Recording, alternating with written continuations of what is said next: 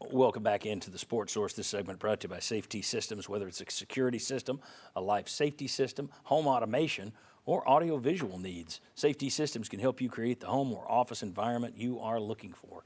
Easy to use, reliable, and secure. Safety Systems. Call VFL JJ Surlis and his team this week. All right, we're going to make up some time here. A couple quick questions. We've now seen an 8-game SEC slate. Most of the people on this show have been in favor of going to 9 games. I want to see if anybody has changed their opinion, or some people may have never wanted 9 games. But we'll see. Now that you look at 8, do you say, well, that's tough enough, that's what we want? Bob Hodge, I know Nope, you're in. go to 9. I'm still go to 9. If I'm a fan paying money, I don't want to see Elon. I get it. I get it. You like 9, and you want to see better games. The problem is, what's the playoff committee going to do? Yeah. And what's it going to do with these other leagues where, yeah, they're going to play more Power 5 games, but they're going to play a Power 5, 5 Power 5 teams that are probably in the top 50 and above, and not very good teams. Mm-hmm. So when they come out with 1 loss, how many of those teams fill up those slots, and how many SEC teams get a slot if they have 1 loss or 2? If they have 2 losses, because you're looking at this 8-game schedule. You can see that there's probably not going to be a lot of people go through this league undefeated. No. They're going to have 1 loss, and there are going to be a couple of them that probably most will have 2 losses. So there will only be probably 1 team with 1 loss, and the rest you'll be choosing are going to have 2 losses. Do those 2-loss teams have a chance to get in the playoffs, or do they get eliminated? It's hard to imagine a playoff committee looking at the SEC and saying we're going to keep one of those guys out, but you never know. I see where you're coming from. Tennessee would have made it last year with 2 losses.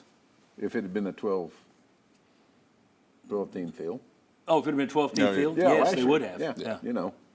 Marlon, 8 games. 8 games. Former player, I'm saving my body.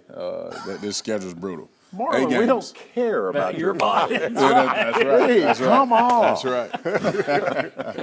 It's about our entertainment. You're a simple gladiator. Shoved into the field of battle. That's right. All right.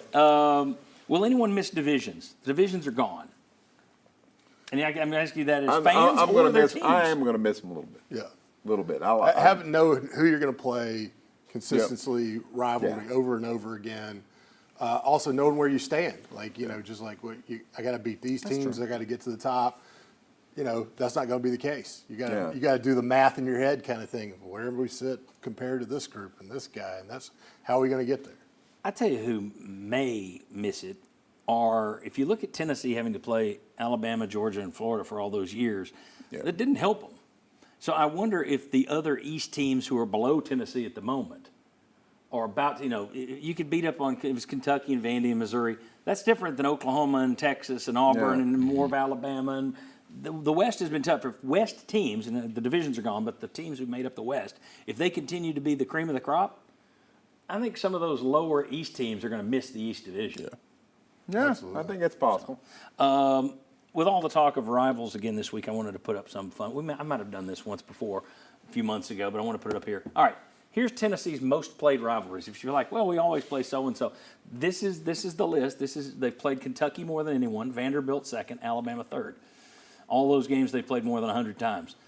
Still, after 30 years of playing Florida and Georgia every year, Ole Miss and Auburn, they've played them more than they have Georgia and Florida. So if you're looking at traditional rivals, then you go down the list, Florida, Mississippi State, Georgia Tech. The Orange are non-conference, obviously, and the Peach are non-conference that aren't even division or that aren't even FBS.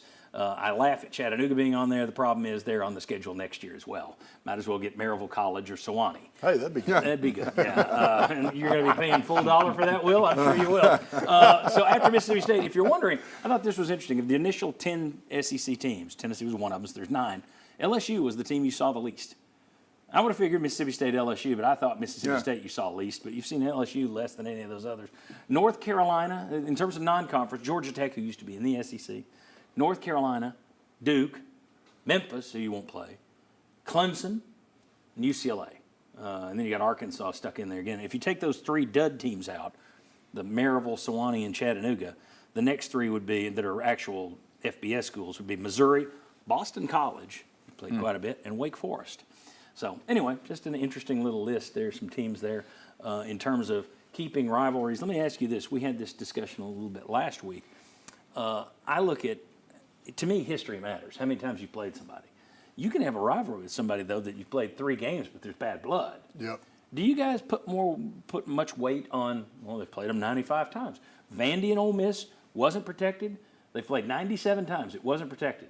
I think that one should have been protected because they played 97 times. No, I don't care about it, but I'm guessing Ole Miss and Vandy fans may care about it. Where do you guys come down? Does history matter to you, or are you just like, I just want to see interesting games?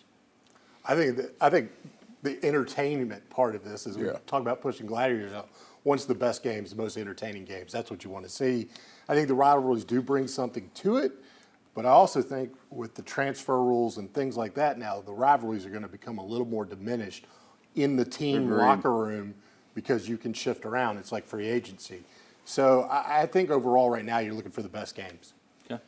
Yeah, same thing. It's that transfer portal's changed it like crazy. There's going to be kids jumping from school to school. Heck, we saw with Toho. And in my mind, it's you never go to Alabama, but that's the way the college football realm is going right now. So for me, I think a lot of that's going to be lost. As long as Alabama, Florida, Georgia on there, I'm pretty good. You didn't have a problem with Alvin Kamara coming the other way, did you? No. That's Bring him on. fine. Yeah, bring him on. Bob, you got quickly. History still matters. I would like to see some of these, but in the moment, when you're watching a great game, okay, and you've never played them before, you may never play them again. But I think for now, history still matters. All right. When we come back, one Vol is in legal trouble and he plays in a worrying area for the Volunteers. We'll discuss that next. What does Tennessee do with Jalen McCullough? Come on back on the Sports Source.